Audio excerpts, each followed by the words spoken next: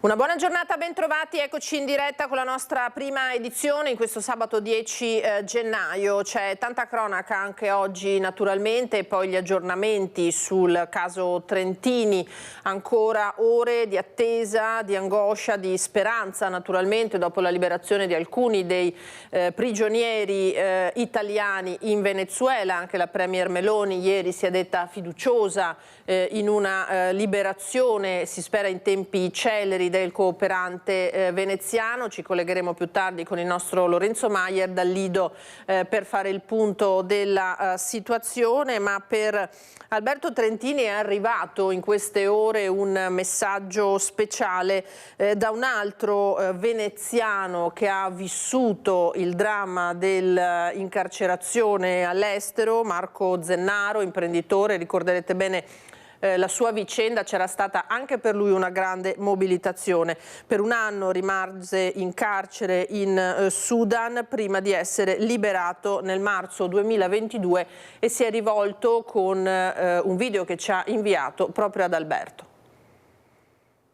Buongiorno Alberto, mi riferisco direttamente a te come se ti potessi sentirmi, perché capisco molto questa situazione che stai vivendo, avendola anch'io un po' trascorsa. Sono i momenti dove sembra tutto che si sia risolto, ma bisogna tenere salda la barra dei comandi e essere tranquilli perché la soluzione è vicina, ma non è ancora stato risolto. Mi ricordo ad esempio nel mio caso dove sembrava tutto risolto e mi ricordo col dottor Vignali andati all'aeroporto per 3 volte prima di prendere il volo che mi riportasse a casa, per tutta una serie di circostanze al di fuori del nostro controllo. La situazione in Venezuela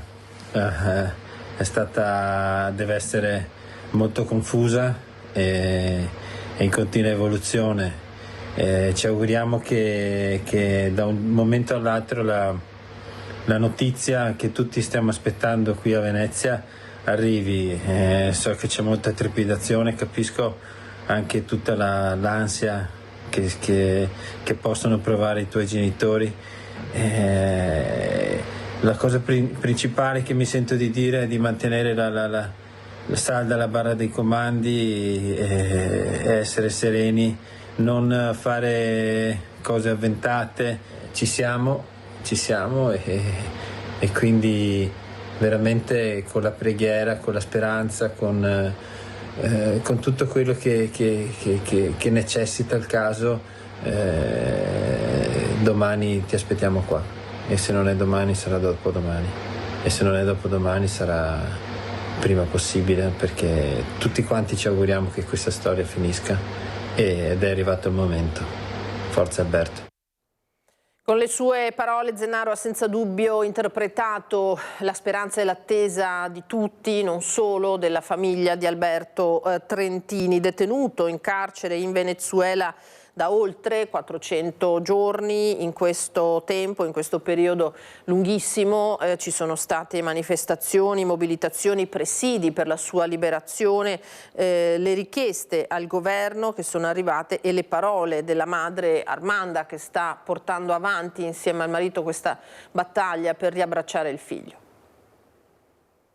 Detenuto da oltre 400 giorni nel carcere di El Rodeo, vicino alla capitale del Venezuela, Caracas, i motivi dell'arresto di Alberto Trentini non sono mai stati realmente chiariti. Il cooperante umanitario 46enne del Lido di Venezia era arrivato a ottobre 2024 nel paese sudamericano per portare aiuto alla popolazione. Il 15 novembre, mentre da Caracas si spostava nel sud-ovest del Venezuela, viene fermato a un posto di blocco insieme all'autista che lo stava accompagnando. I funzionari del servizio amministrativo amministrativo per l'identificazione, la migrazione e gli stranieri non spiegano le ragioni del gesto, lo prelevano e da allora è detenuto nel penitenziario nello stato di Miranda, a circa 30 km dalla capitale, imprigionato molto probabilmente solo come ostaggio politico. Il caso scoppia a gennaio 2025, la famiglia e la politica chiedono un'interrogazione parlamentare al governo per chiarire la situazione. Nel frattempo del cooperante si perdono le tracce, i contatti sono difficili. La madre, Armanda Colusso, chiede alla stampa di non smettere di parlare di suo figlio, fare pressione mediatica affinché venga liberato. Iniziano i presidi, a metà gennaio la prima fiaccolata, poi il digiuno a staffetta. Dopo mesi di silenzio, Trentini ha potuto telefonare alla famiglia per la prima volta dopo più di 100 giorni di detenzione. 3 in tutto i contatti che il 46enne ha avuto con la famiglia, contatti avvenuti solo dopo pressioni diplomatiche e le visite da parte dell'ambasciatore italiano in carcere. Alberto Trentini ha voluto rassicurare sulle sue condizioni di salute. Impegno costante da parte dell'avvocata Alessandra Ballerini e quello della madre per riportarlo a casa. Ricordiamoci che fino ad agosto il nostro governo non aveva ancora avuto alcun contatto telefonico con il governo venezuelano.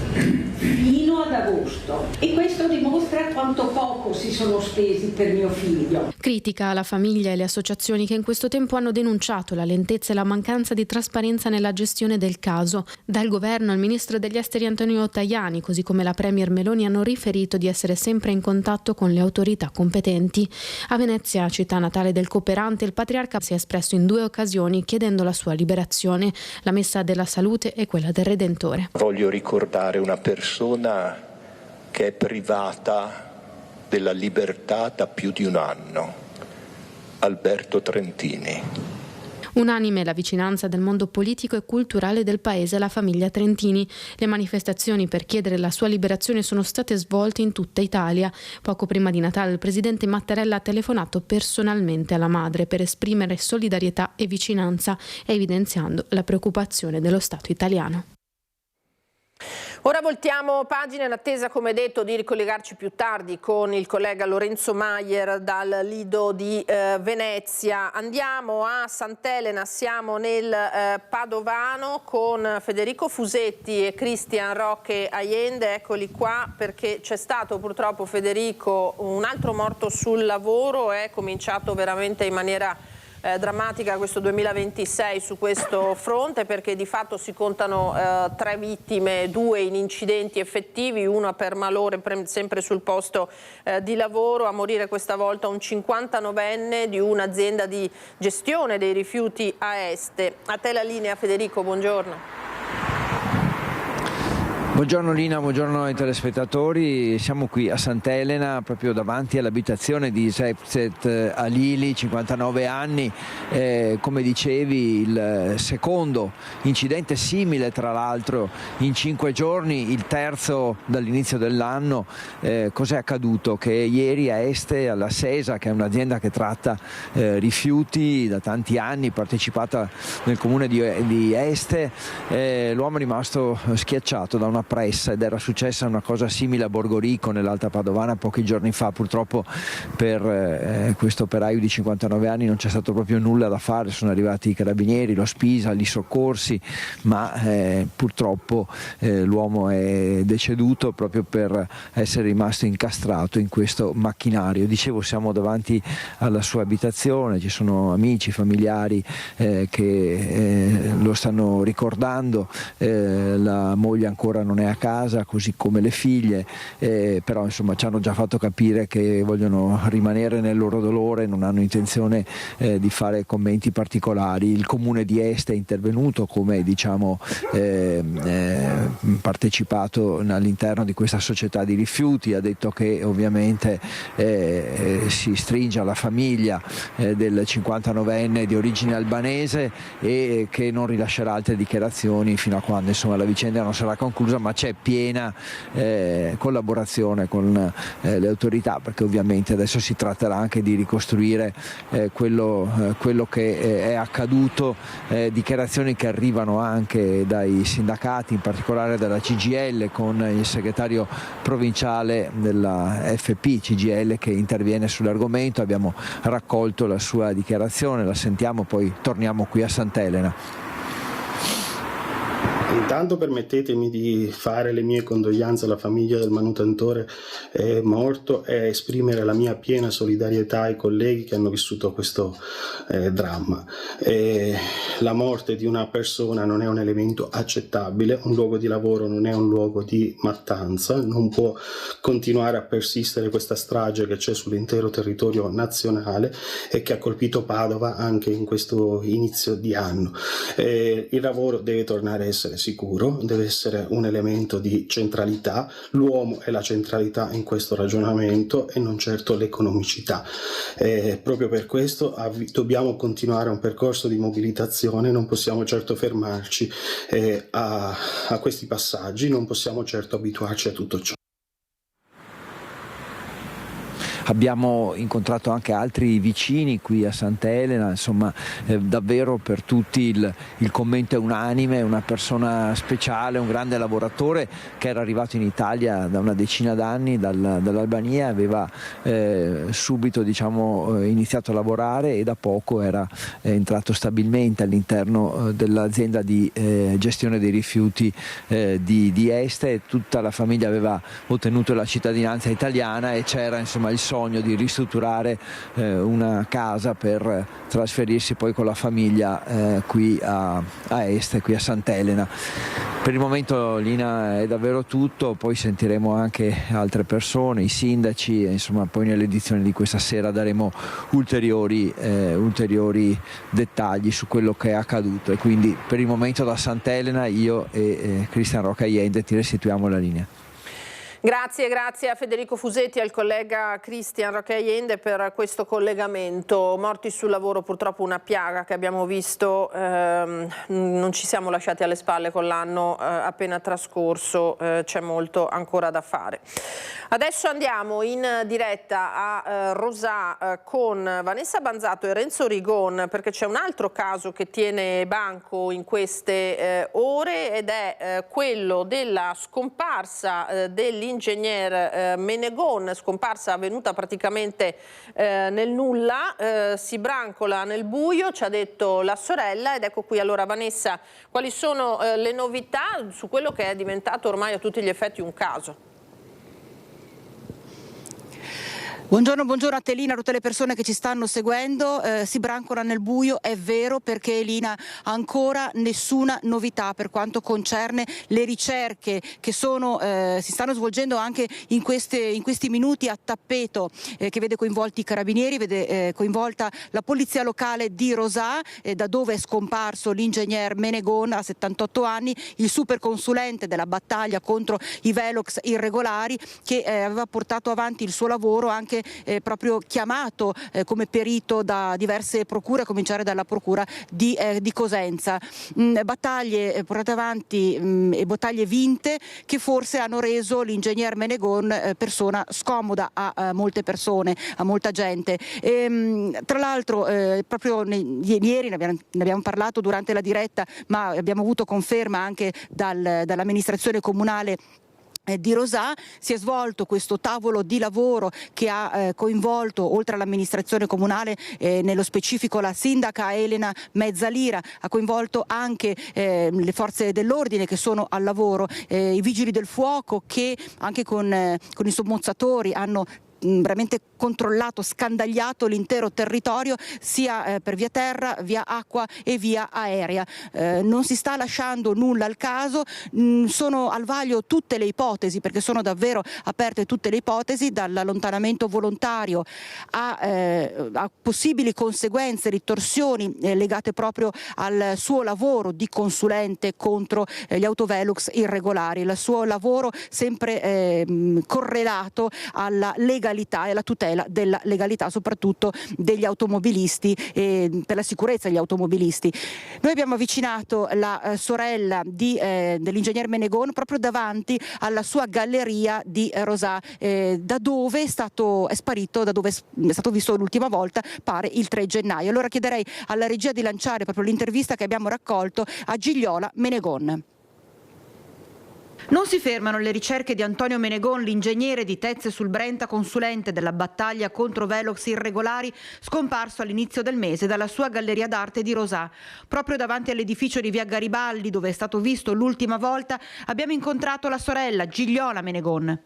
Il 3 mattina era qua, è partito da qua, ha lasciato qua tutto come ben sappiamo, ben sapete, e non si è più visto, non ha dato più notizie, non abbiamo più notizie, i carabinieri stanno lavorando, però niente di più sappiamo, è un dilemma. Senta, tra l'altro anche tutte le questioni legate a possibili accessi al suo PC per cercare file che potrebbero risultare scomodi vista anche la sua attività. Questo cosa le fa pensare? Beh, penso che sia tutta l'attività investigativa che giustamente devono fare per riuscire a capire cosa può essere successo. Questa galleria era la grande passione di suo fratello? Sì, era la grande passione, lui ci viveva qua praticamente. È chiusa, adesso è chiusa, ma su veramente le sue opere sono tantissime. Riusciva a integrare, a unire così questa grande passione per l'arte a questa passione per la legalità? Beh, per lui era veramente negli ultimi anni, se l'aveva presa proprio a cuore. Si sa che aveva scritto 2 libri e anche l'ultimo che non era forse proprio un libretto, proprio sulla giustizia e sulla legalità. Si era tanto battuto per la giustizia, ad esempio anche degli automobilisti, quindi questi autovelox non omologati. Lui era molto afferrato. Mio fratello è una persona di grande cultura, è poliedrico, cioè non se ne intende solo di una cosa e quando si impegna va a fondo. Non lascia nulla al caso? No. E pur sapendo che avrebbe toccato dei nervi scoperti, è andato avanti lo stesso, insomma, ecco. Secondo lei è proprio su questo che bisognerebbe lavorare? Non lo so. Sicuramente bisogna lavorare su questo. Come le avevo detto l'altra volta, noi familiari speriamo solo che si tratti sempre di una pausa che ha voluto prendersi. Potrebbe aver toccato nervi scoperti, hai sentito Lina, la sorella Gigliola Menegon, la sorella dell'ingegnere 78enne scomparso. Tutte le ipotesi sono adesso al vaglio degli inquirenti ed è chiaro, ovvio, che i familiari sperino in un allontanamento volontario, ma ripeto, le ricerche proseguono, le ricerche continuano, perché è una cosa davvero impossibile, anzi la sorella a microfoni spenti ha detto è assurdo che non si riesca a trovare mio fratello.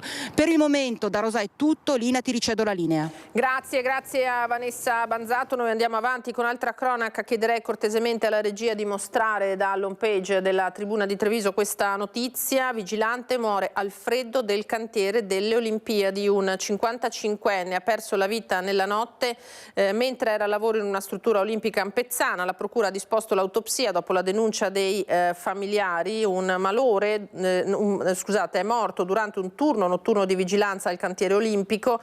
Questo 55enne la scorsa notte è deceduto mentre, come detto, stava sorvegliando la struttura. Era all'aperto, esposto alle temperature rigide dell'inverno ampezzano. I familiari hanno presentato una denuncia all'autorità giudiziaria chiedendo e ottenendo il sequestro della salma e l'autopsia. Secondo quanto riferito dagli stessi familiari, l'uomo avrebbe più volte manifestato preoccupazioni e lamentele in merito alle condizioni di lavoro, ai turni notturni prolungati e alla mancanza di adeguate tutele, elementi che rendono necessario un approfondimento giudiziario e che riportano al centro dell'attenzione il tema della sicurezza e delle condizioni di lavoro nei cantieri e nei servizi collegati ai grandi eventi. La famiglia ha conferito incarico all'avvocato Francesco Dragone del Foro di Lecce e chiede che venga fatta piena luce sull'accaduto e che nessuna morte sul lavoro venga trattata come un evento privato o inevitabile.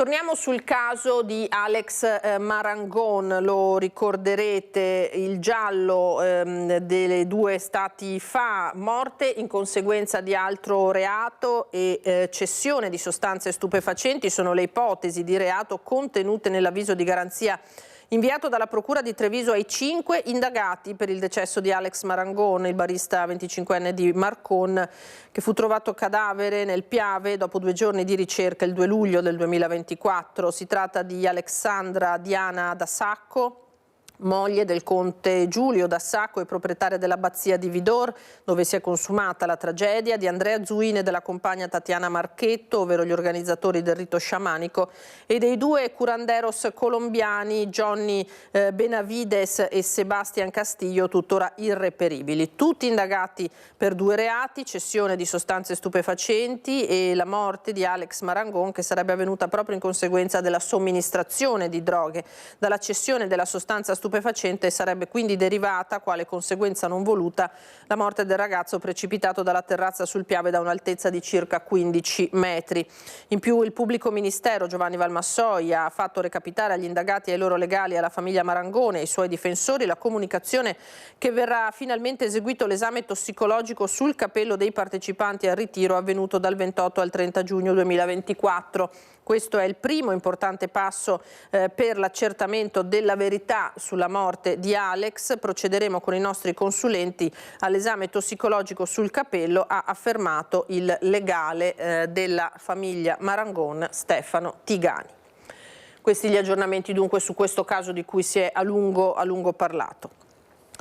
E adesso andiamo su un'altra vicenda di cronaca di strettissima attualità, l'omicidio di Sergiu Tarna a Mira. Mentre gli investigatori continuano a cercare il complice, il vigile 40enne Riccardo Salvagno, presunto assassino, è stato trasferito in un altro carcere. Intanto emergono dettagli sulla sua personalità. Non ho avuto modo di vederlo né di sentirlo né ieri, dubito anche oggi perché immagino che non sarà ancora stato autorizzato ai colloqui, se no mi avrebbe contattato. Confido di sentirlo domani e certamente lo vedrò a inizio settimana. Mentre gli investigatori continuano a cercare il complice, il vigile 40enne Riccardo Salvagno, presunto assassino di Sergiu Tarna, da Venezia è stato trasferito in un altro carcere dove con tutta probabilità parlerà nuovamente col suo legale all'inizio della prossima settimana. Intanto continuano a emergere dettagli sulla sua vita e personalità, tra chi lo definisce una persona espansiva e socievole e chi a tratti paranoica, spesso vittima di supposizioni o congetture, racconta qualcuno, arrivando a scorgere complotti anche dove non c'erano. Aveva iniziato a lavorare nella polizia locale di Venezia nel 2022, dopo la mobilità per lo scambio con un collega. Arrivava da Padova, ma durante il Covid era stato sospeso per aver scelto di non vaccinarsi. In Laguna ha lavorato per un periodo nel settore casa, ma dopo aver manifestato alcuni problemi di relazione con la struttura in cui operava è stato spostato alla centrale operativa, dove aveva iniziato a utilizzare le telecamere della control room a scopi personali. Quindi era stato trasferito. La scorsa estate è andato in crisi, assentandosi per qualche tempo, e gli è stata ritirata temporaneamente la pistola d'ordinanza. Poi il reintegro. Ho appreso oggi, ascoltando una vostra intervista al comandante della polizia locale di Venezia, cosa che io non sapevo, che il Salvagno era stato progressivamente demansionato, evidentemente per delle situazioni che erano emerse. Aspetti che l'avvocato approfondirà insieme a quelli sulla personalità di Salvagno, senza escludere, qualora si rivelasse utile, la richiesta di un'eventuale perizia psichiatrica. Sono emerse delle criticità, ecco, uso questo termine un po' generico ma volutamente, delle criticità che evidentemente anche in forza di ciò che è stato reso pubblico, cioè questa intervista del comandante della polizia locale, meritano una valutazione più approfondita, quindi anche valutazioni tecniche specialistiche che possono eventualmente essere utili anche nella ricostruzione di un fatto. Galletti dichiara anche che il suo cliente non avrebbe confermato di aver sparato. Ha un ricordo vaghissimo di alcune fasi di questo incontro, ha dato una sua spiegazione, ripeto, ricostruito la vicenda per come in questo momento lui di cui per questo momento ha un ricordo. È ovvio che mi appoggerò o riterrò necessario individuare un tecnico, un consulente a cui affidare una serie di quesiti funzionali eventualmente ad una successiva poi valutazione peritale, nel contraddittorio ovviamente con la procura. 5 giorni prima di premere il grilletto nel pomeriggio di Natale, Salvagno tempestava il cellulare di Tarna con messaggi minatori: preparati, ti darò la caccia. La notte seguente i due si erano affrontati in strada. I carabinieri hanno ricostruito giorni interi di litigi e insulti tra i due. E dietro al delitto potrebbe esserci anche altro, come il video compromettente in cui si vede Salvagno assieme a una cubista in un nightclub. Al momento l'accusa è di omicidio in concorso con un complice. E la madre della giovane vittima, Sergiu Tarna, chiede verità e giustizia per il figlio e lancia un appello alla riservatezza. Mi rivolgo alla cronaca, ai giornalisti, a tutti i cittadini, chiedendo con rispetto la massima riservatezza e sensibilità di fronte al dolore per la tragedia che ci ha colpito. Fino a quando non saranno disponibili gli esiti e i risultati definitivi, confidiamo nella comprensione. Sono le toccanti parole che Adriana Burghelea, la mamma di Sergiu Tarna, il 25enne morto assassinato con un colpo di pistola alla tempia, ha affidato in un post pubblico a Facebook.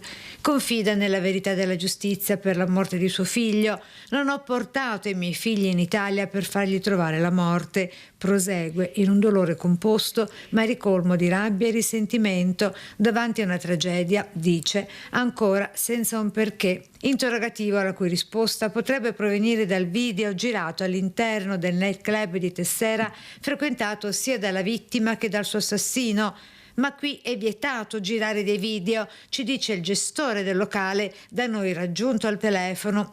In queste ore si presenterà dai carabinieri per fornire la propria versione dei fatti. L'uomo riferisce che Riccardo Salvagno, indicato dalla procura come presunto killer, era un cliente del locale. A riconoscerlo sarebbe stato uno dei suoi barman, dopo aver visto la fotografia del vigile urbano diffusa dalla stampa. Sembrerebbe che l'agente della Municipale di Venezia si fosse invaghito di una delle ballerine e per questo mal sopportava che altri all'infuori di lui potessero prestare quell'attenzione o peggio, che le stesse venissero date ad altri oltre a lui a causa della sua gelosia bramosa, ossessiva, che a tratti pare degenerasse in una vera e propria paranoia, raccontano gli amici. Risposte che potrebbero arrivare direttamente da casa dell'agente arrestato con l'accusa di omicidio, ma anche oggi il campanello di via Moranzani 43 a Malcontenta suona a vuoto. Queste dunque le ultime novità. Noi ci fermiamo adesso per qualche istante di pubblicità, torneremo in studio in diretta con il sindaco di Treviso Mario Conte. Eccoci di nuovo in diretta da studio, ben trovati con la nostra prima edizione. Saluto e ringrazio per la disponibilità il sindaco di Treviso e presidente ANCI Veneto Mario Conte, buongiorno. Buongiorno a tutti e grazie per l'invito.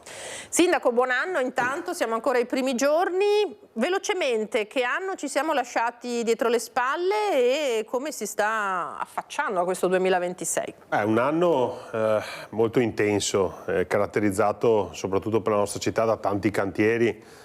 Mi fischiano anche un po' le orecchie, no? Perché stiamo sollecitando il completamento della stazione, che mi ha fatto anche perdere un po' i capelli a forza di arrabbiarmi, però devo dire che è stato un anno entusiasmante e adesso il 2026 sarà un anno altrettanto impegnativo, dove però vedremo la conclusione di tanti interventi che sono in essere in città, quindi sarà anche l'anno dove consegneremo alla comunità tutte le opere del PNRR, dalle mura alla caserma Salsa, al San Liberale, insomma sarà un anno davvero divertente, un 2025 entusiasmante, un 2026 secondo me molto divertente e ricco di soddisfazioni. Quando parlavamo di una città che cambia pelle, ecco, credo che nel 2026 cominceremo a vedere la nuova pelle di questa di questa città, che è una città con che sarà una città con grande vocazione universitaria, quindi che pensa ai giovani, ma allo stesso tempo molto concentrata anche sul benessere dei nostri anziani,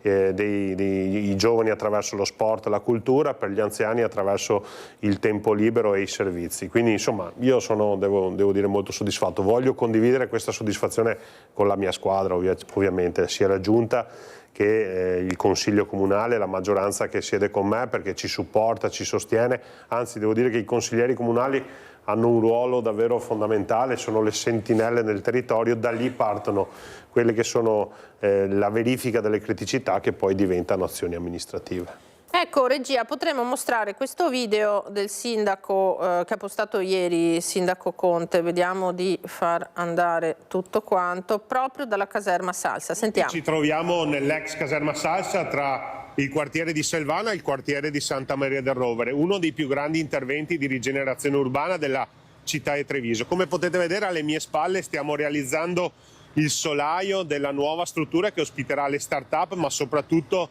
l'Università di Padova. Qui porteremo tanti studenti universitari. Alle mie spalle qui invece abbiamo iniziato i lavori di bonifica del bosco urbano culturale.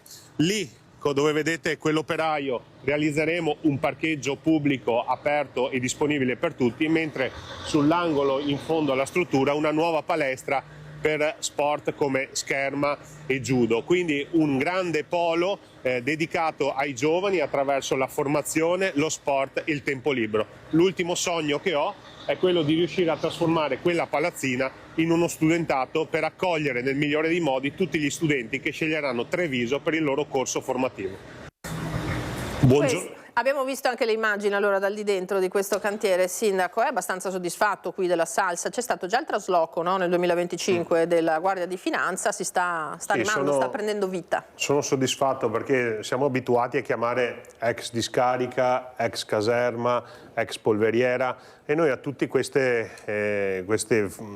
nomignoli ex stiamo dando invece un'anima, no? Perché nella ex caserma Salsa nascerà davvero un polo totalmente dedicato ai giovani, come ho illustrato nel video. Nell'ex polveriera nascerà sempre un polo didattico a disposizione degli istituti, nell'ex discarica un bosco di via Orsenigo, un bosco urbano con un parco fotovoltaico. Insomma, stiamo restituendo l'anima a tanti luoghi che erano finiti un po' nel dimenticatoio. Credo che la caserma Salsa sarà un po' il simbolo, no, di luoghi con grandi potenzialità in condizioni di abbandono. Siamo riusciti a farci trasferire la proprietà dal demanio al comune, abbiamo approfittato dell'opportunità del PNRR per creare qualcosa che è davvero straordinario. Insieme a noi la Guardia di Finanza ha realizzato la nuova caserma e l'Agenzia delle Entrate la nuova sede, quindi un intero quadrante di città, in questo caso tra Santa Maria del Rovere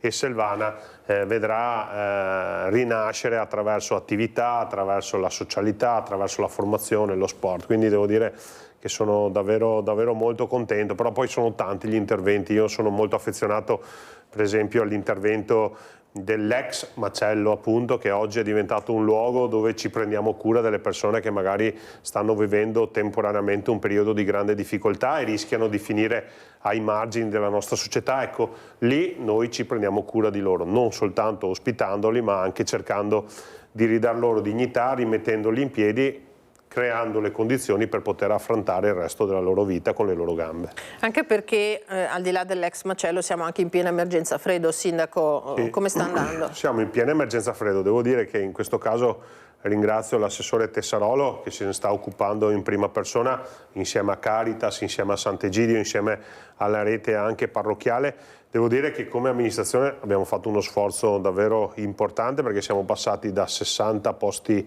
letto che avevamo predisposto l'anno scorso a quasi i 110 di quest'anno, anche fuori dal comune, proprio con la rete dei comuni dell'ASL, e abbiamo fatto un investimento da 750.000 euro proprio perché stiamo parlando di persone. Non sono sufficienti perché parlando con i cittadini e girando per la città vediamo che ci sono ancora delle sacche di criticità penso al Park Dal Negro, penso a qualche notte ancora al Park Appiani. È altrettanto vero che noi come Comune abbiamo fatto il massimo, abbiamo investito, abbiamo creato spazio. Settimana prossima ci sarà un vertice convocato dalla Prefettura perché cercheremo di dare ulteriore risposta, però solo i comuni non riescono a far fronte a questa grande emergenza. Voglio ringraziare tutte le associazioni di volontariato e tutti quei cittadini che spontaneamente si mettono a disposizione anche regalando banalmente una coperta o portando un tè caldo. Dobbiamo riuscire a contenere i numeri, quindi serve un appello agli organi superiori, dalla Regione, ma soprattutto al Governo, perché questi flussi di migrazione devono essere assolutamente regolamentati e in qualche modo gestiti, perché se tutto poi si ripercuote nei territori e nei comuni diventa un problema anche di convivenza sociale. Anche perché abbiamo visto che all'ex Dal Negro e all'Appiani continuano a pernottare anche a temperature molto rigide. C'è da dire che noi quasi quotidianamente cerchiamo di dar ospitalità a quelle persone, il giorno dopo ne arrivano ancora, il giorno dopo ne arrivano ancora, quindi capite che sia da un punto di vista finanziario che da un punto di vista di spazi per noi la situazione comincia a essere insostenibile. Stiamo stringendo i denti, sono tante le risorse che abbiamo già investito, sono tanti gli spazi in più che abbiamo messo, però non sono infiniti. Allora, in attesa che la regia mi dica se siamo in grado di collegarci poi con Lorenzo Maier dal Lido di Venezia per gli aggiornamenti sul cooperante Alberto Trentini, andiamo a un altro argomento, Sindaco, perché c'è il tema dei tanti furtarelli, spaccate che si sono avvenuti anche problematici per i commercianti, non solo in termini di bottino ma anche di danni lasciati proprio nelle attività commerciali durante queste settimane di feste di fine anno. Noi abbiamo contato circa 7-8 colpi e l'ultimo che chiederei alla regia cortesemente di mostrarci è un furto alla caffetteria Dolphin. Siamo in pienissimo centro, a ridosso della pescheria, eppure questi malviventi non si fanno scrupolo evidentemente di entrare nelle attività, magari appunto anche sfondando, spaccando, scassinando e poi scappare anche con quel poco che c'è, spesso mance o addirittura offerte. Vediamo. Ancora un furto in pieno centro nella notte tra il 5 e il 6 gennaio. È il bar Teatro Dolphin ad essere preso di mira dai malviventi e a scoprire il danno Roberta Bressan, contitolare del bar insieme alla sorella Isabella. Ha trovato lei la sorpresa, ha trovato la porta scassata per entrare e purtroppo tutto quello che hanno trovato hanno preso. Non c'era un fondo cassa così importante, però sono riusciti a portare via il monopattino di mia sorella, o perlomeno nostro, e quello che mi secca di più, tra l'altro, anche tutte le offerte dell'Advar e le lotterie che avevamo fatto per l'Advar e altre associazioni benefiche, per un totale di 300 euro. Una prima volta per questo esercizio commerciale che lascia l'amaro in bocca. Il negozio mio era la prima volta, che però, considerando il periodo che stanno facendo tutto il giro dei negozi, sinceramente stavamo aspettando anche noi il nostro turno, non siamo rimaste così sorprese, ecco, diciamo questo. C'è un'aria di sconfitta e rassegnazione, oltre che di impotenza, su quel che sta accadendo. Sì, perché vedo che in questo momento è preso d'assalto abitazioni, noi commercianti siamo molto, molto presi di mira. E non lo so il perché controlli, non controlli, questo non riesco a capire, però adesso vediamo i carabinieri cosa ci rispondono. Mi dicono che ci sono le telecamere dell'ufficio postale, ma bisogna capire se inquadrano fino a qui. Telecamere che invece il locale non ha e che non metterà, sempre per quel senso di rassegnazione. Alla fine sì, metti le telecamere, vabbè. Io dico sempre, metti che li prendono, alla fine purtroppo la legge non tutela noi, pensi loro. È stato un Natale sottotono, conferma ancora la titolare, forse per quella paura che pervade un po' di più le persone. Secondo me la gente ha un po' paura ad uscire, ha paura uscire di casa per non trovare le sorprese a casa e ha paura probabilmente anche a muoversi. E non lo so, la città la vedo un po' spenta ultimamente, sinceramente. Allora sicuramente tanti spunti per il sindaco Conte, a cui chiederemo un commento tra pochissimo, ma è collegato in diretta, eccolo qua, il nostro Lorenzo Maier dal Lido di Venezia per gli aggiornamenti. Lorenzo, sul caso Trentini, speravamo che si risolvesse in poche ore anche la liberazione del cooperante veneziano, non è ancora così, ma forse qualcosa si muove. Lorenzo, a te, buongiorno.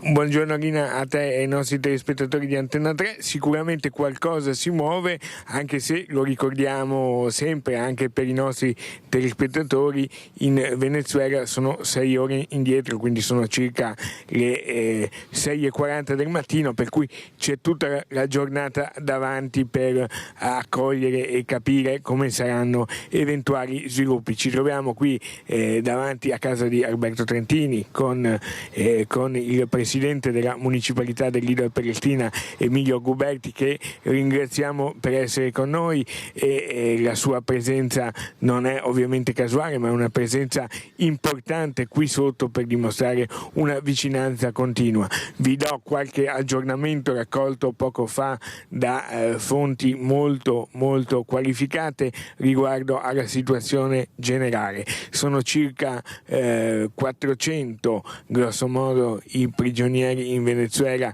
che sperano di essere liberati, e la lista è ancora molto lunga da scorrere, nel senso che ne sono stati liberati solo in una minima parte per il momento, e ci sono tra questi anche circa una 28-25 italiani, e di questi soltanto 2 sappiamo per il momento siano stati liberati. In realtà per uno di questi 2 c'è un ordine di scarcerazione pronto, ma a quanto risulta, almeno fino a poco fa, non ancora eseguita. Questo per dire che non si perde ovviamente la speranza, che si continua a lavorare, e quella di oggi sarà un'altra giornata cruciale.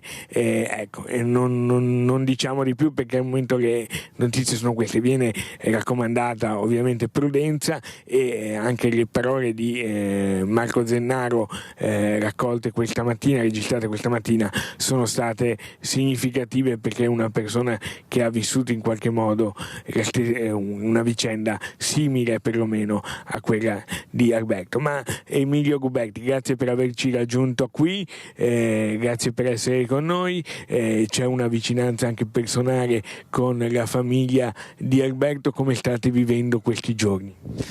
Buongiorno a tutti, la stiamo vivendo credo con la stessa angoscia con la quale la vive la famiglia, alla quale siamo stati come municipalità, ma non solo, sempre vicini sin dall'inizio, anche se ci è sempre stato chiesto di tenere un profilo basso. Speriamo si stia aggiungendo veramente al termine di questa vicenda, una vicenda assurda, non fosse altro perché non si riconoscono veramente i contorni e i motivi di questa carcerazione che dura da più di 400 giorni,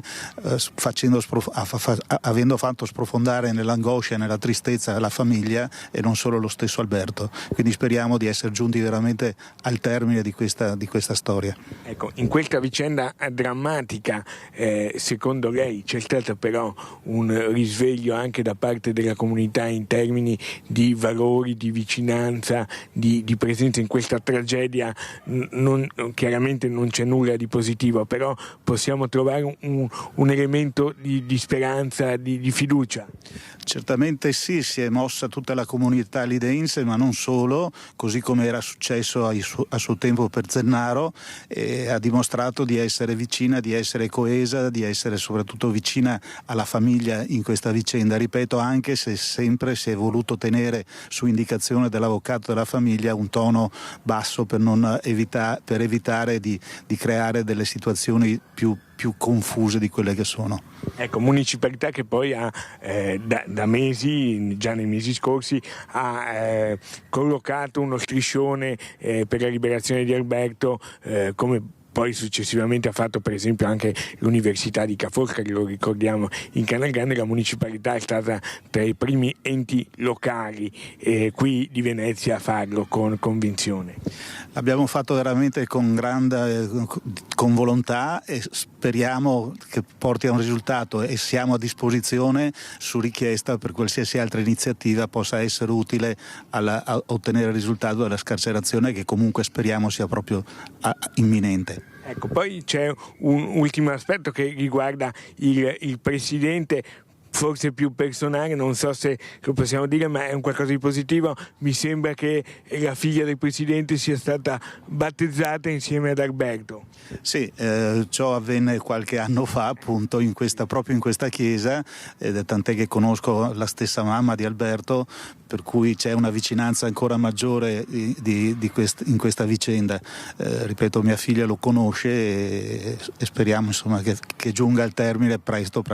Ecco, oggi un'altra giornata in cui si starà un po' qui, un po' ovviamente con l'attenzione e un orecchio i social e gli strumenti della moderna tecnologia per capire cosa potrebbe accadere oggi in Venezuela. Qui a Lido un altro appuntamento da seguire, che seguiremo, appuntamento ordinario, nel senso che non è stato pensato per l'occasione, ma oggi alle 18:30 in questa chiesa qui a fianco che le immagini di Edoardo Paris vi mostrano, ci sarà la messa prefettiva domenicale che, come avviene da quando è stata data notizia della prigionia di Alberto, sarà dedicata in modo particolare ad Alberto Trentini e alla sua famiglia. Mamma Armanda e papà Ezio, che partecipano puntualmente ogni domenica da sempre a queste liturgie, potrebbe darsi anche che facciano che siano presenti, ecco, anche se come vedete le finestre sono chiuse di questo appartamento. Non vi inganni questo particolare, nel senso che la famiglia ha chiuso per la giusta riservatezza, perché comunque qui c'è un po' un via vai di persone ogni tanto, ma la famiglia è in casa, è presente e sta seguendo lei ovviamente prima tra tutti l'evoluzione con il fiato sospeso di questa vicenda. Lina, se hai domande siamo qui. Grazie Lorenzo, no, direi che siamo stati esaurienti, grazie infinite per questo collegamento, grazie al tuo ospite naturalmente per il suo intervento, la sua disponibilità. Se hai aggiornamenti siamo qui. Noi continuiamo col sindaco Mario Conte, gli abbiamo lanciato lo spunto delle spaccate e dei furti in città. Sindaco, abbiamo visto ripetersi di continuo questi episodi che probabilmente sono anche dovuti alla stessa mano quasi, insomma. Sì, volevo portare la vicinanza alla famiglia di Alberto Trentini, ovviamente da parte di tutta la comunità. Ricordo che abbiamo approvato anche noi una mozione che magari non conta poco, ma è una pacca sulla spalla, però ci tenevo, insomma, a dire alla famiglia che tutta la comunità trevigiana è vicina e si stringe attorno a loro in queste ore che speriamo siano anche risolutive. Grazie. Tornando al tema delle spaccate, sì, io credo che abbia le ore contate, fermo restando che poi io non posso garantire che questa persona finisca in galera, nel senso che probabilmente è un volto già notissimo, lo metterei nella categoria dei disperati più che dei malviventi. Sono più i danni che lascia nelle varie attività, con la riparazione dei serramenti, la spaccata del vetro, piuttosto che il danneggiamento delle casse, che non la refurtiva che porta via. Quindi sono in contatto con la questura, con i carabinieri, con la polizia locale. Diciamo che le immagini le abbiamo tutte chiare, il volto è anche abbastanza conosciuto, però insomma stanno completando le indagini, è in categoria disperati. Questo non vuol dire che bisogna giustificare, porto la mia vicinanza alle vittime di questi danni, perché poi in un periodo comunque complicato dover affrontare anche delle spese per andare a riparare il danneggiamento da parte di questo personaggio, insomma, credo che non sia sicuramente piacevole, però speriamo che si metta la parola fine nel giro di pochi giorni, lasciamo che lavorino le forze dell'ordine, sono convinto che a breve ci saranno delle novità.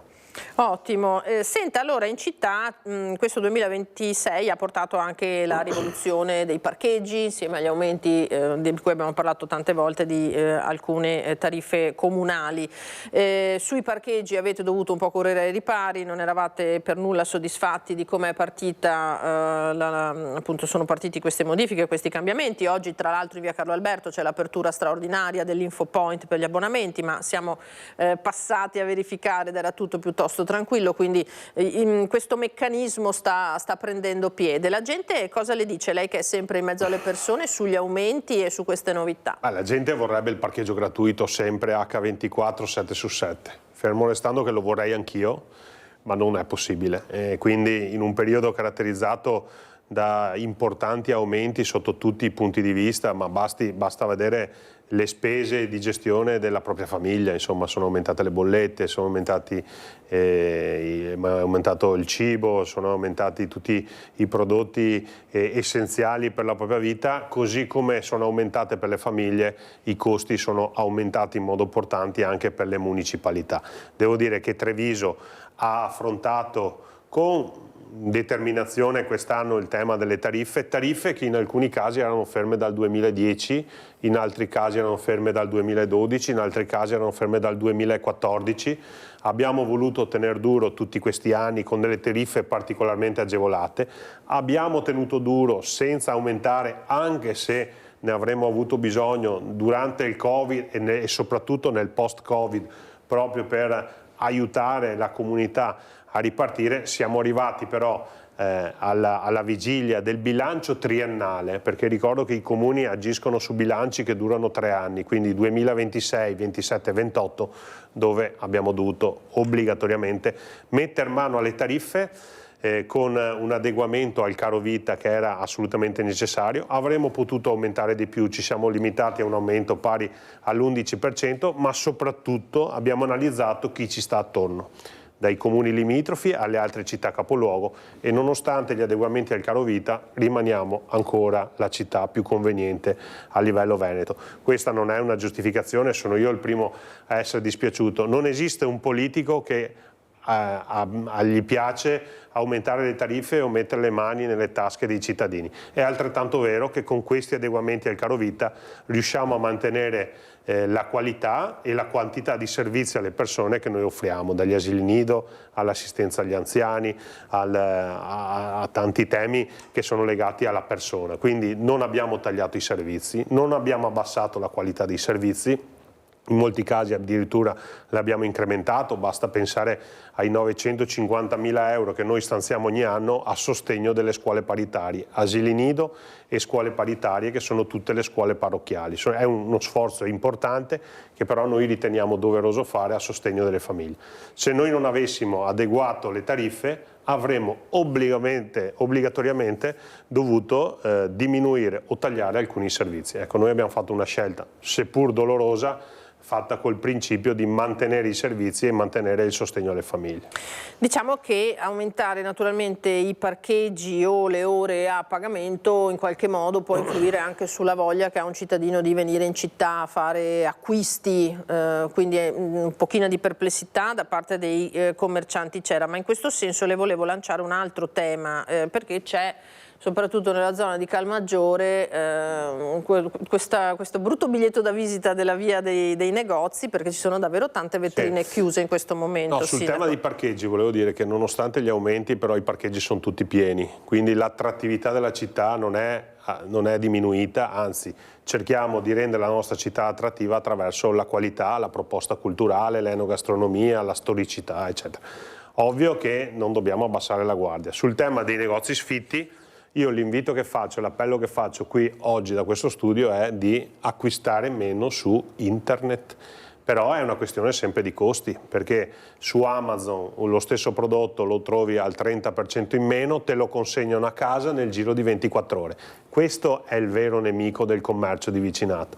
I commercianti che offrono qualità, che offrono un servizio, che offrono la loro presenza fisica, che è anche un presidio di socialità e di sicurezza, devono pagare l'affitto, devono pagare le bollette, devono pagare i dipendenti, devono pagare i contributi ai dipendenti, devono pagare tutto ciò che serve per tenere aperta un'attività. costi che internet non ha.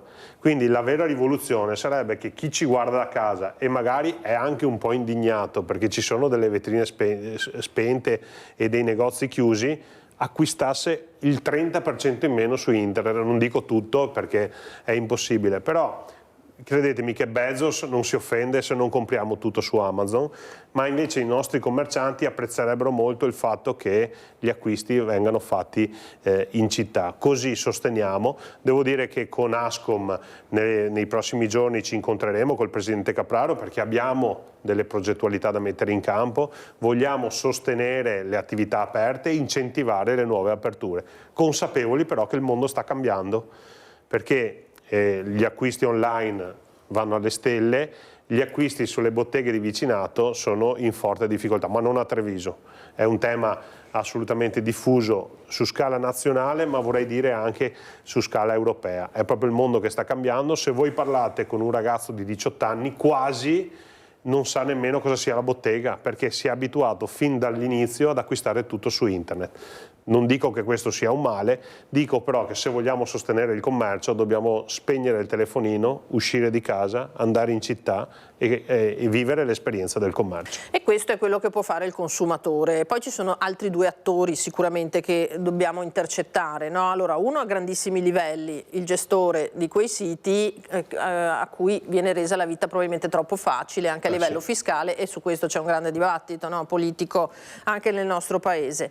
E poi ci sono i proprietari degli spazi, perché i proprietari che affittano a importi esagerati, perché sappiamo benissimo che anche in città ci sono comunque affitti molto alti, tante volte noi raccontiamo di negozi locali eccetera che trasferiscono quantomeno perché i prezzi sono troppo elevati, in questo caso si potrebbe intervenire. Sì, anche lì mi farò portavoce per l'ennesima volta, a dire il vero, perché non è la prima volta che incontro i proprietari degli immobili, che devo dire non sempre o quantomeno non tutti si sono dimostrati sensibili su questo tema, però io chiederò davvero un atto di responsabilità nei confronti di una città, di una comunità.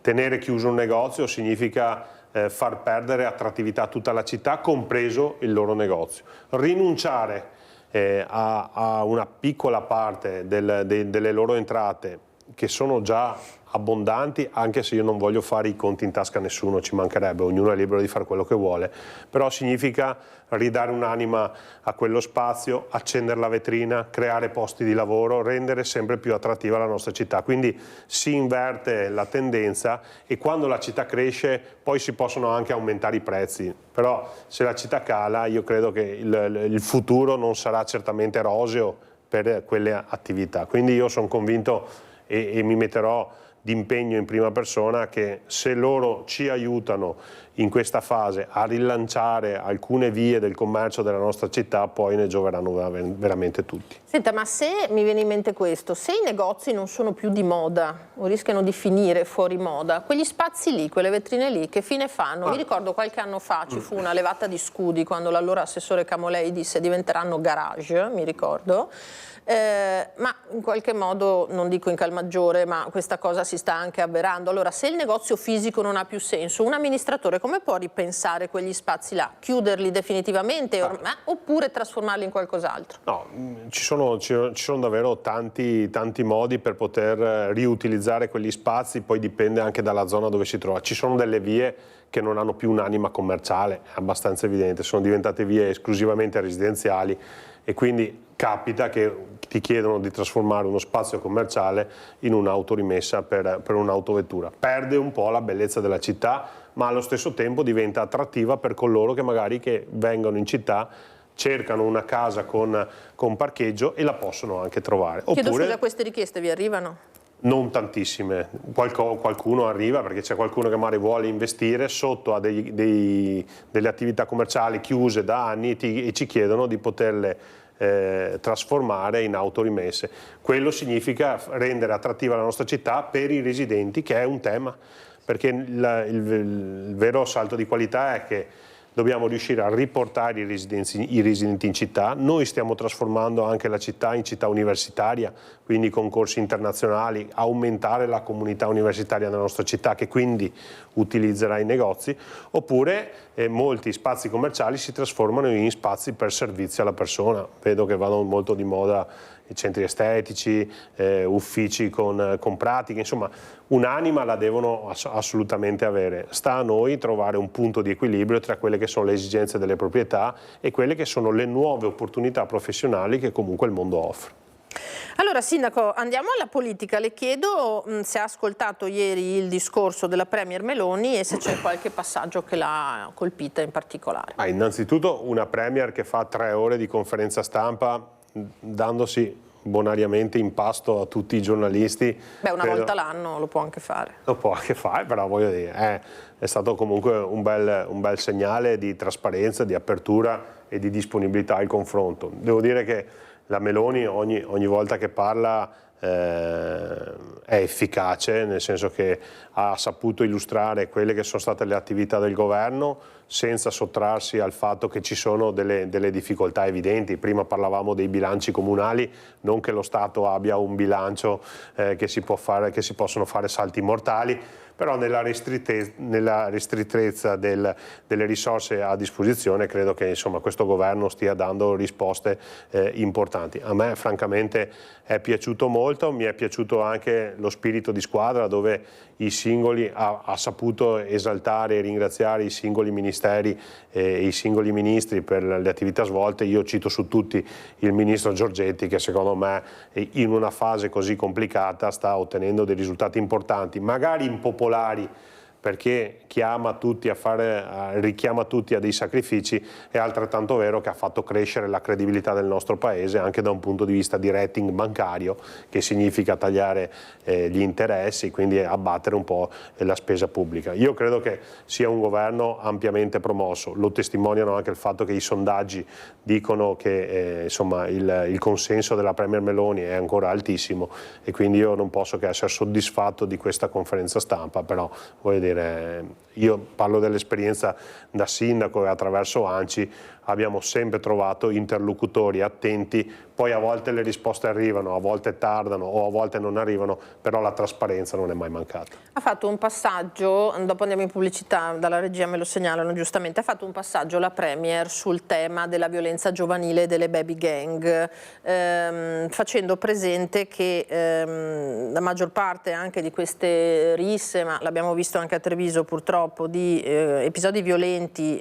sono dovuti al possesso di armi da taglio, di coltelli di questi ragazzini e sul fatto anche che è corretto andare poi a bussare ai genitori perché paghino quello che combinano questi ragazzi. Cosa ne pensi? Però io, guardate, sono perfettamente d'accordo. Poi c'è un altro tema che è quello delle sostanze, delle droghe, degli stupefacenti, perché molte volte questi ragazzi sono alterati ed è evidente perché compiono dei gesti talmente tanto clamorosi e gravi che a volte diventano dei veri e propri anche omicidi o atti di violenza che uno non può essere normale, cioè deve essere obbligatoriamente alterato. Però dobbiamo riscrivere un nuovo patto sociale, cioè il mondo sta cambiando, la struttura famiglia è cambiata, se non in alcuni casi è totalmente demolita, quindi è evidente che le istituzioni devono adeguarsi a quelle che sono le nuove esigenze familiari. Oggi manca il punto di riferimento delle famiglie, manca in quei casi là, perché poi ci sono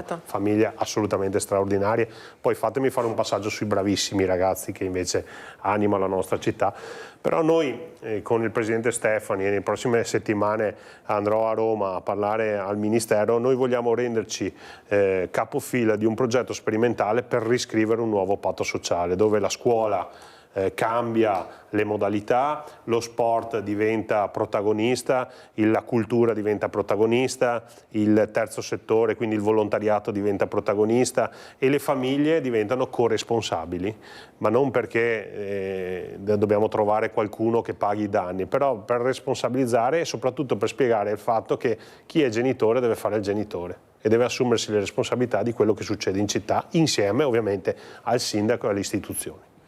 Però posso dire, ci sono tantissimi bravi ragazzi, cioè se uno fa casino ce ne sono 10 che ricevono la borsa di studio perché hanno preso il massimo di voti. Palestre sono pieni, i campi da calcio, rugby, basket, pallavolo sono pieni, le piste di atletica sono pieni, i teatri, le scuole di canto sono pieni e le associazioni di volontariato sono piene di giovani. Fanno molta meno notizia, ma sono 10 volte tante, quindi non è che i giovani sono tutti da buttare.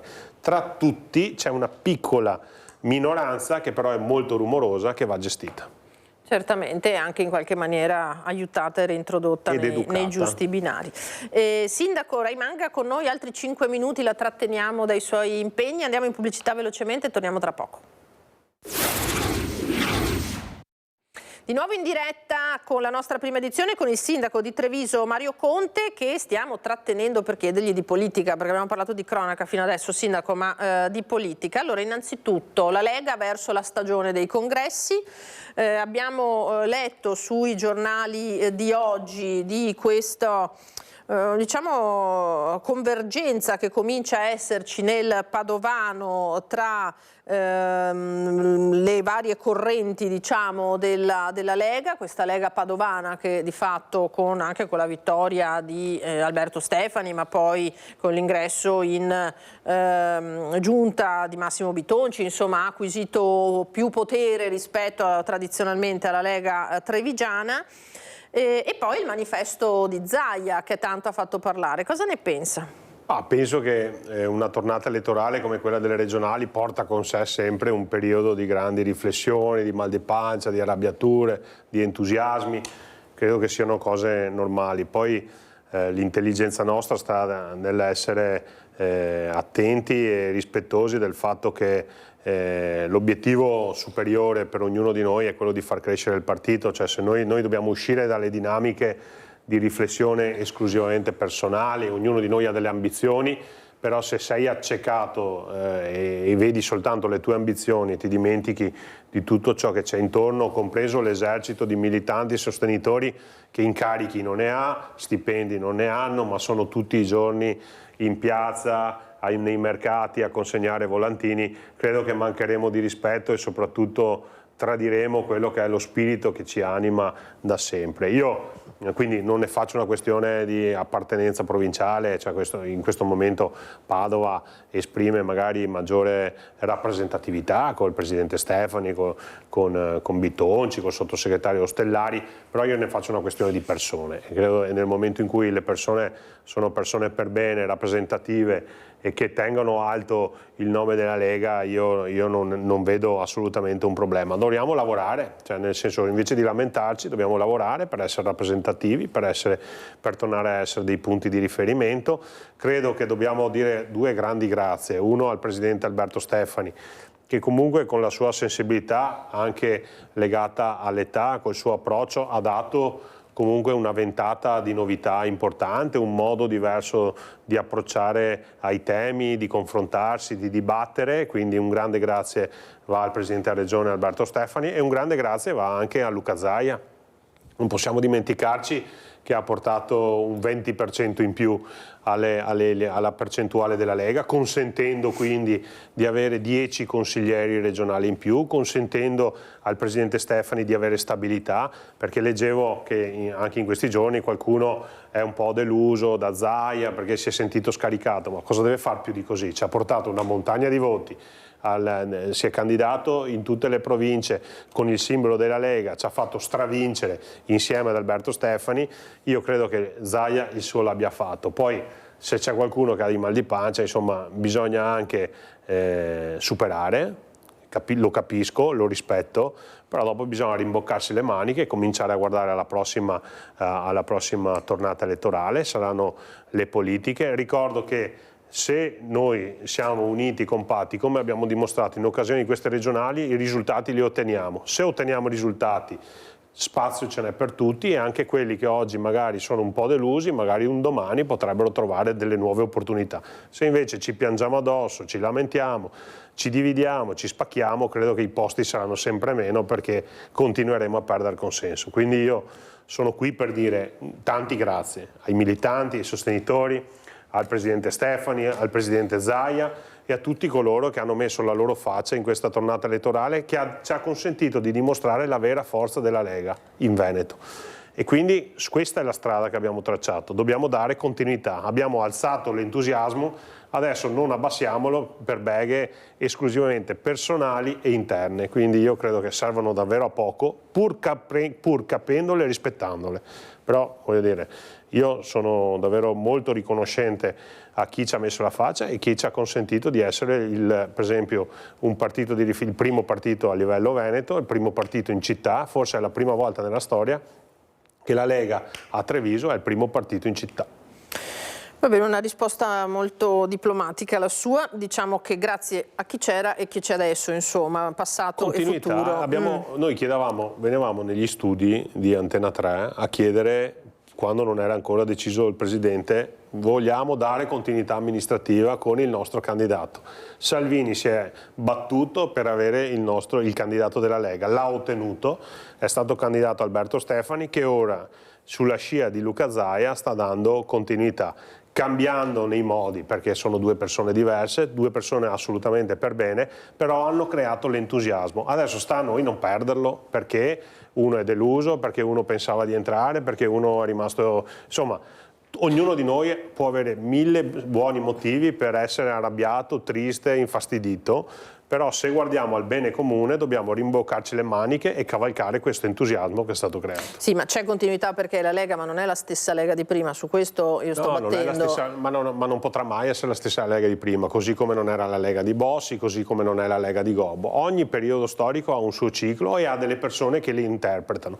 Sta a noi o subire o cercare di crearti degli spazi per poter essere magari un domani protagonisti, però voglio dire, per esserlo o per non esserlo, la differenza la fa sempre il lavoro che tu fai. Se tu lavori bene, sei credibile, lavori a servizio dei cittadini e nel nostro caso lavori per la comunità di militanti e sostenitori, un domani potremo tornare a essere un punto di riferimento. Fermo restando che adesso non siamo in mano a 4 smandati, siamo in mano delle persone assolutamente per bene, credibili, che hanno lavorato bene e hanno saputo dimostrare in questi anni. Quindi io faccio davvero i complimenti a tutti e come ho sempre detto, io sono a disposizione con la mia esperienza da sindaco per portare acqua al mulino della Lega. Senta, un'ultima domanda, la sua esperienza da sindaco che tra un paio d'anni finirà necessariamente con il termine del secondo mandato, dove vedremo poi Mario Conte o magari anche prima, perché ci sono le politiche intanto? Non partirò con la campagna sul terzo mandato,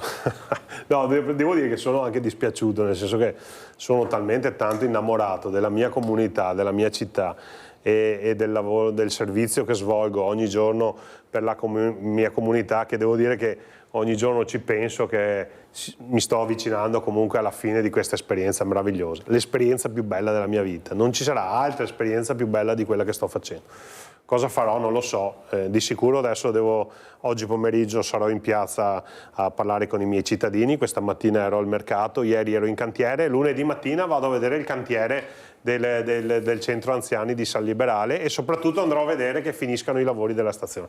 A parte le battute non lo so, io lavoro fino all'ultimo giorno per servire questa comunità che mi ha dato tanto, soprattutto da un punto di vista di affetto, di stima, di riconoscimento. Anche le critiche a me in realtà creano entusiasmo, carica, voglia di far sempre meglio. Io cerco di fare il sindaco con l'obiettivo che la gente non mi voti ma mi voglia bene, che forse è anche un po' eccessivo, però questa è una mia caratteristica e fino a quando mi sento voluto bene svolgo questo servizio con il sorriso.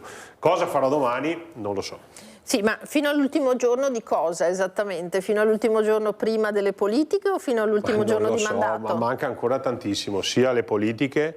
Manca tantissimo le politiche. Un anno e mezzo, quanto manca per le politiche? Quasi 2027. 2 anni. Mancano 2 anni per le politiche e 2 anni e mezzo alla fine del mio mandato. Troppo presto? Sì, io guardo alla fine... Ma quello sarebbe il treno da prendere, io no, guardo, sindaco? Ma non lo so, non dipende da me. Non dipende da me, io come ho sempre detto sono a disposizione, ho maturato un'esperienza da sindaco, da presidente ANCI che è straordinaria, sono contentissimo per questo. Tra l'altro sono entrato questa settimana e sono anche molto contento di questo nel patto dei sindaci europei perché c'è un board di 10 sindaci europei che di anno in anno governa questo movimento di sindaci per l'ambiente, e quindi anche lì è la soddisfazione di essere l'unico sindaco italiano, è una cosa bella. Però dico, io sono chiamato a servire questa comunità e lo farò fino a quando la legge me lo consentirà di fare, ma con il massimo dell'impegno e con tutta la mia disponibilità di cuore e di corpo. Grazie Mario Conte, sindaco di Grazie Treviso, presidente ANCI. L'abbiamo spremuta a sufficienza su un sacco Quasi come la Meloni. No, non credo. Su un sacco di temi. Grazie davvero per essere stati tutti con in noi. Città. È strapiena anche oggi, quindi c'è una mostra che sta andando alla grande, la mostra sta andando alla grande, il 17 ci sarà la sfilata dei carri, nei giorni prima ci saranno tante attrazioni per i nostri bambini, quindi insomma tante mostre, tanti aspetti culturali, il teatro va alla grande, insomma dai, siamo fortunati a vivere in una città così.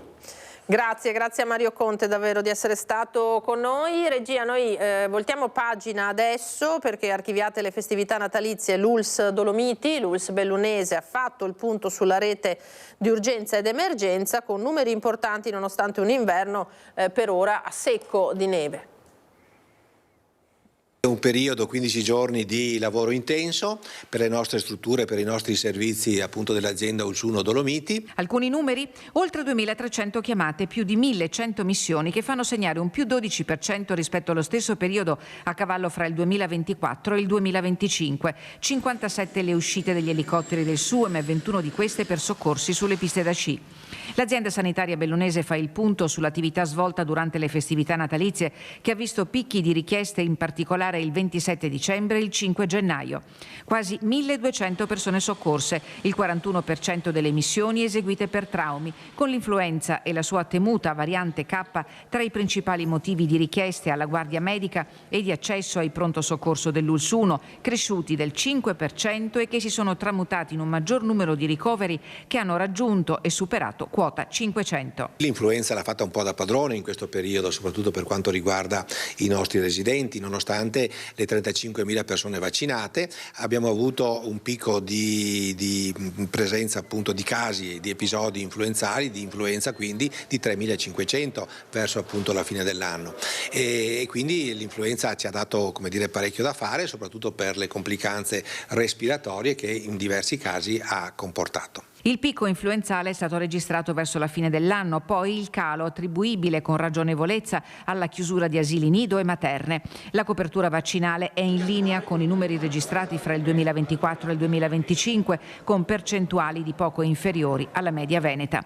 Archiviate le feste, all'ULSS 1 c'è fermento per l'imminente Tour de Force olimpico. Ci stiamo appunto preparando a questo evento sicuramente importante che, ripeto, non ha niente a che fare con l'assistenza che continuiamo a mantenere ai nostri residenti o a chi viene qui a lavorare. È un qualcosa come servizio che aggiungiamo al servizio normale che facciamo, con del personale aggiuntivo, con del personale che si è prestato a utilizzare ore di lavoro loro aggiuntive a quello che fanno appunto normalmente, e quindi siamo pronti per questo evento olimpico. Si comincerà alla fine del mese di gennaio e vedrà le strutture sanitarie pronte ai blocchi di partenza, al villaggio olimpico, al policlinico olimpico Codivilla, all'ospedale olimpico di Belluno e nei luoghi che ospiteranno le gare. Il fronte delle scuole riaperte in questi giorni tra più di un disagio, ma andiamo a un fatto di cronaca in realtà che arriva dal Padovano. Si attiva l'impianto antincendio, ma è un falso allarme. È stata necessaria l'evacuazione di 130 studenti e alunni dalla scuola elementare di Trebaseleghe.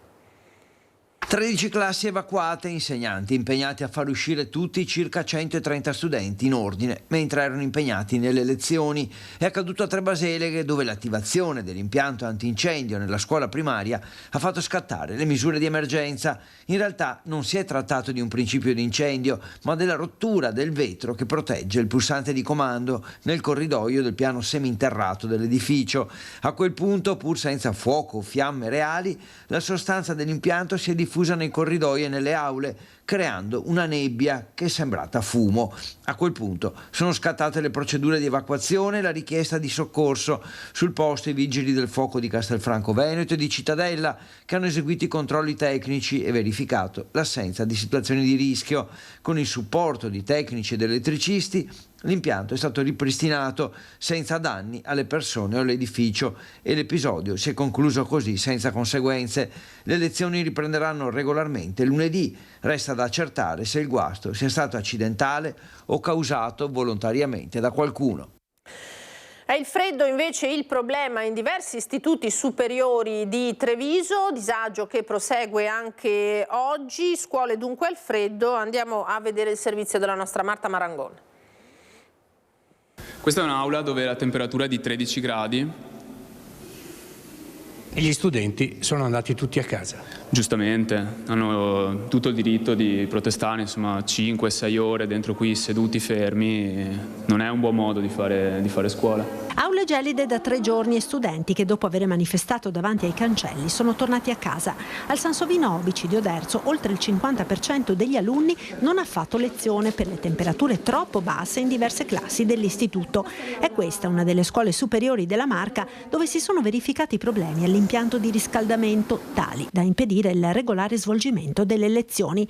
Oltre che all'istituto di Oderzo, le situazioni di maggiori criticità si sono verificate a Treviso nella succursale del Riccati Luzzati di via San Pelaio. Anche qui stamattina molti studenti sono tornati a casa. E poi lezioni con giubbotti e piumini addosso o stufette elettriche accese al Duca degli Abruzzi, al Liceo Da Vinci, al Canova, al Mazzotti e ancora al Veronese di Montebelluna, al Dacollo e Marconi di Conegliano, all'Istituto Verdi di Valdobbiadene.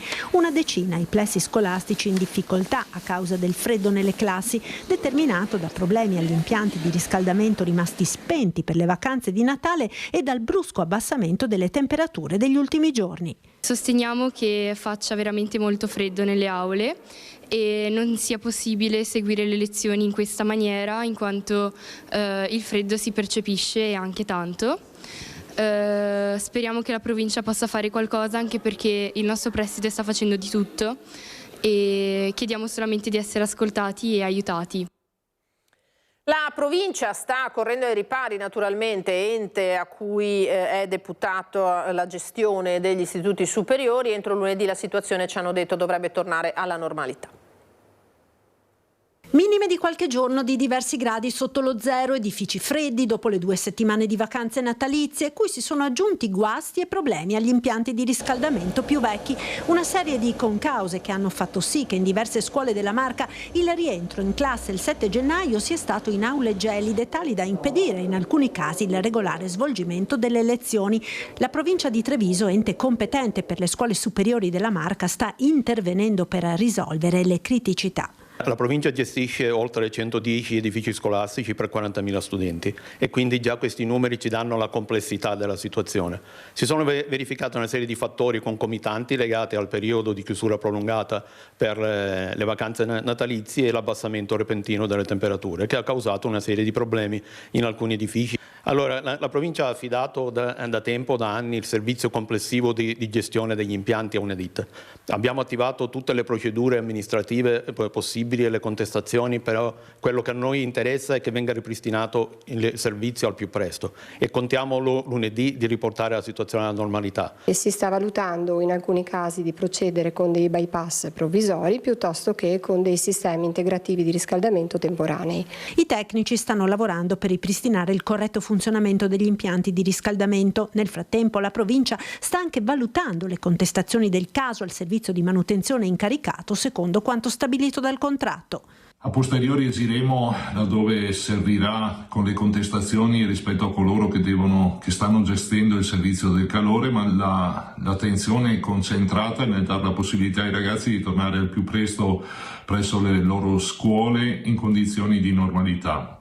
Mi scuso per i disagi causati da questa situazione, ringrazio gli studenti, i docenti e tutti coloro che stanno collaborando a gestire questa emergenza che, ribadisco, spero possa essere messa a regime e conclusa entro lunedì. Andiamo alleggerendo giustamente a San Martino di Lupari adesso con le 100 candeline spente da Angela Milesi, circondata dall'affetto della famiglia e dell'amministrazione comunale. Un secolo di vita, di lavoro e di affetti racchiuso in un compleanno speciale. San Martino di Lupari festeggia i 100 anni di Angela Milesi, nata a Valtorta, in provincia di Bergamo e residente in paese dal 2004. A portarle gli auguri ufficiali è stata l'amministrazione comunale, che ha voluto rendere omaggio a una cittadina che rappresenta una parte importante della memoria e della storia del territorio. Cresciuta in una famiglia numerosa con 10 figli, Angela da giovane si è trasferita in Svizzera, dove ha conosciuto il marito Augusto. Insieme hanno cresciuto i figli Giovanni e Fioravante, costruendo una famiglia che nel tempo si è allargata con 5 nipoti e 3 pronipoti. Negli anni 50 la coppia si è stabilita a Sant'Andrea, frazione di Castelfranco Veneto, dove Angela ha lavorato a fianco del marito nelle attività agricole, occupandosi della stalla e dei campi. Negli anni 70 ha affiancato questo impegno lavorando anche come aiuto cuoco in una trattoria della zona. Oggi, a 100 anni, Angela è circondata dall'affetto dei suoi familiari e della stima della comunità, testimone di una vita semplice e intensa, segnata dal lavoro, dalla famiglia e dalla dedizione agli altri. Allora è tempo di chiudere, a me non rimane che ricordarvi alcuni appuntamenti, a cominciare da quello questa sera alle 21 in diretta su Antenna 3 con il concerto del River Gospel Mass Choir che Antenna trasmetterà in diretta dalle 21, iniziativa benefica a favore dell'Associazione del Territorio Costruisci un Sorriso. Saremo in diretta dalla palestra di San Vendemiano e appunto scopo benefico perché l'associazione si occupa di progetti nell'Africa subsahariana, quindi non perdetevi questo concerto gospel dalle 21 sulla nostra emittente. Vi ricordo anche a seguire naturalmente la nostra programmazione e poi alle 16:30 come sempre il cinema con il film Il ritmo dell'amore. Ringrazio in regia Alessandro Granziera e Tommaso Migotta, appuntamento come sempre ai telegiornali di questa sera, adesso le previsioni del tempo. Un buon pomeriggio, arrivederci.